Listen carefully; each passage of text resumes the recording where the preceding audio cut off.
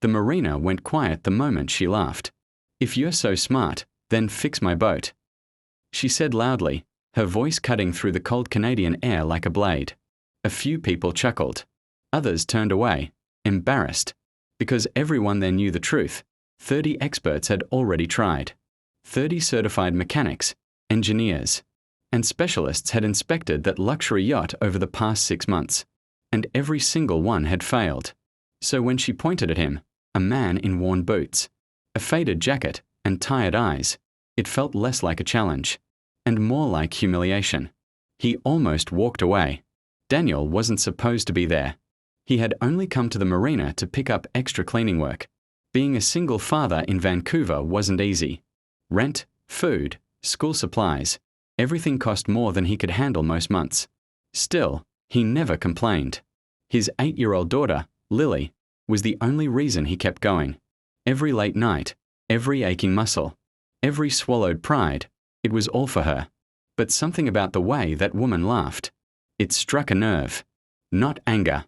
Something deeper. Because Daniel knew what it felt like to be dismissed. He slowly turned back. "I'm not an expert," he said calmly. Another round of soft laughter spread. "But I can take a look." The woman smirked.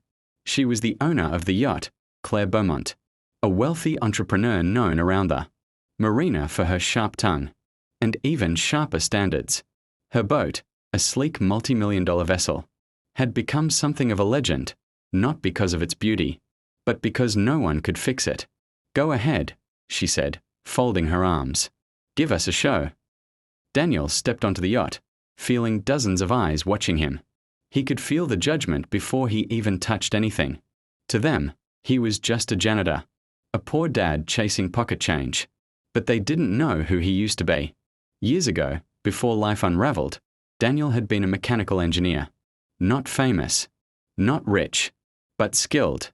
He had worked on marine systems, solving complex problems most people couldn't understand.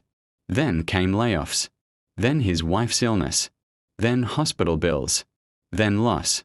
One thing after another until his life collapsed into survival mode. Now, he cleaned floors. But knowledge doesn't disappear just because your life does. He knelt beside the engine compartment, opening panels slowly, carefully. He didn't rush. Didn't try to impress anyone. Minutes passed. Then more. The crowd grew restless. Claire checked her watch. Running out of magic. She called. Daniel didn't respond. He listened. Not just with his ears, but with memory. Patterns. Experience. Something was off. Not broken, misaligned. A problem hidden behind a problem. He reached deeper into the system, adjusting a connection most people wouldn't even notice. Then he stopped, closed his eyes. For a second, everything was silent. Then he stood up. "Try it," he said. Claire raised an eyebrow. "That's it." He nodded. "S."